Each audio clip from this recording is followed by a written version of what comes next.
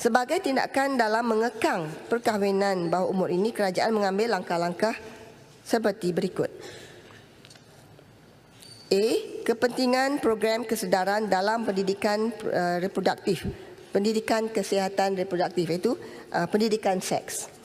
Berdasarkan pada tinjauan ringkas berhubung dengan perkahwinan kanak-kanak yang telah dijalankan oleh UNICEF pada tahun ini, fokus yang perlu diutamakan adalah meningkatkan kesedaran ibu bapa dan masyarakat terhadap kesan negatif perkahwinan kanak-kanak. Perkahwinan pada usia muda menafikan hak kesihatan kanak-kanak yang terlibat, pendidikannya, keselamatannya dan perkembangan diri kanak-kanak yang terlibat ini. Kementerian melalui Lembaga Penduduk dan Pembangunan Keluarga Negara LPPKN dan pemegang taruh iaitu stakeholders dengan izin yang berkaitan telah melaksanakan pendidikan kesihatan reproduktif di bawah program pendidikan kesihatan produktif dan sosial iaitu PEKERTI sebagai tambahan kepada apa yang telah diajar dalam pendidikan seks di sekolah oleh Kementerian Pendidikan. Melalui program ini, kanak-kanak terutamanya kanak-kanak perempuan akan lebih memahami hak reproduktif masing-masing lalu tidak terjebak dengan aktiviti yang tidak bermoral yang boleh menyebabkan dijangkiti penyakit-penyakit STD, Sexually Transmitted Diseases dengan izin, iaitu penyakit jangkitan seksual seperti HIV dan AIDS. B. Pembasmian kemiskinan dan meningkatkan taraf hidup. Salah satu daripada ciri perkahwinan bawah umur di negara ini adalah mereka dari latar belakang keluarga yang berpendidikan rendah, Datuk Yang di-Pertua, dan berpendapatan rendah.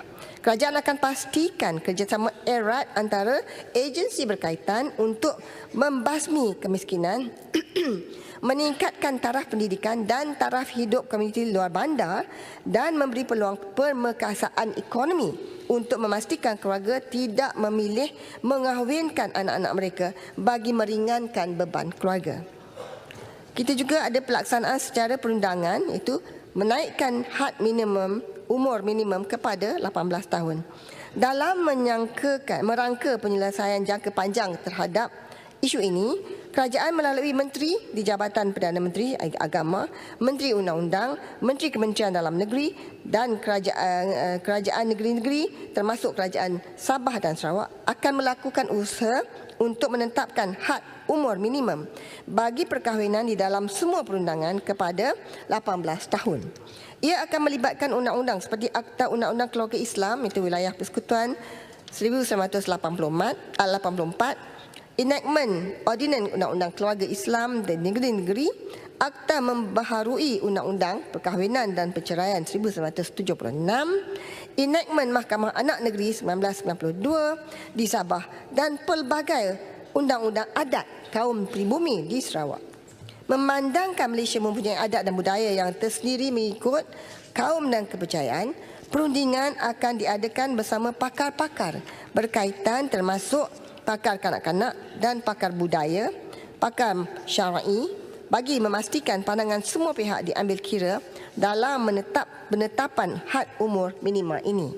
Dalam perkara ini saya ingin mengucapkan syabas kepada negeri Selangor dan Sarawak atas pengumuman baru-baru ini berkenaan penetapan had umur minimum bagi perkahwinan.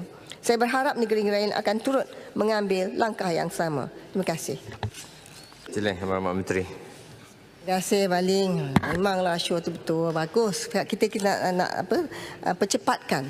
Tapi yang saya katakan tadi, stakeholders tu banyak dan juga kita ada buat perundingan, ya, perbincangan.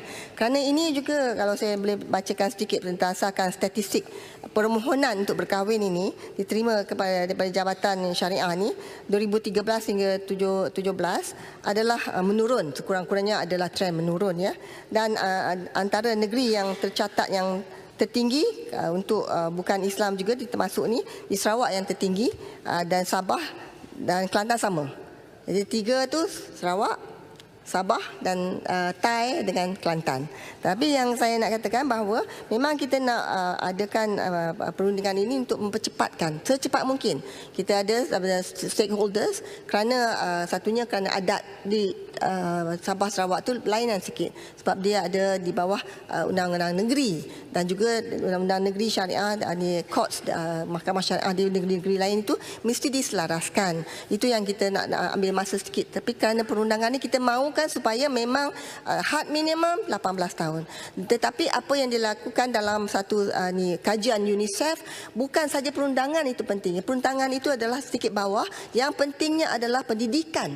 Pendidikan kanak-kanak itu sendiri, pendidikan kepada ibu bapanya. Bahawa dia kata sex education ini sekarang ini memang ada kelompongan kerana dia tidak address masalah yang sebenarnya. Sekarang ni kita nak katakan bahawa kesihatan reproduktif, sex education terutama untuk anak-anak perempuan adalah apa yang boleh kita ketengahkan supaya mereka tahu dan juga menjaga dan boleh mengekang apa-apa masalah kalau kita tahu tentang apa yang keburukan tentang ini. Terima kasih sekali lagi Balim, kita akan usahakan secepat mungkin. Terima kasih.